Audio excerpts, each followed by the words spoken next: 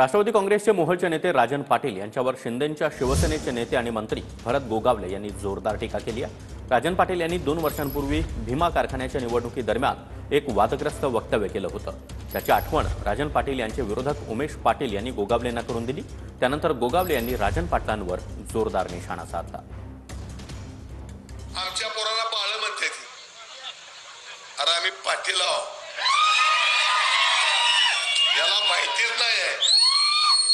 पाटलांच्या पोरांना लग्नाच्या आधी एवढी बाळ असते ती, बेटे मला तुझ्या एवढी।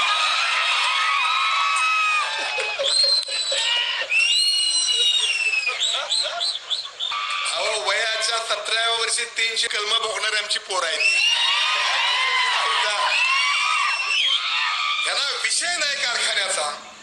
तर मगाशी उमेश भाऊनी सांगितलं, आता मला शब्द नाही काय वेळा माझ्या महिला बिला भगिनी बसल्या त्याची तर आई झाक करून टाकली असते। आम्ही लक्षात ठेवा आमच्याकडं, कारण आपी तिथं माती ही प्रत्येकाची ठरलेली आहे आणि गर्वाचं घर नेहमी खाली असतं। ज्याला उन्मात आला त्याचा सत्यानाश झाला म्हणून समजायचा। संधी दिली होती ना लोकांनी तुम्हाला 3-3 वेळेला। काय वक्तव्य, काय वागणं, पाटीलकी। ह्या पाटीलक्या ना शिवाजी महाराजांनी चौरंग बनवले होते पाटलांचे त्यावेळेला।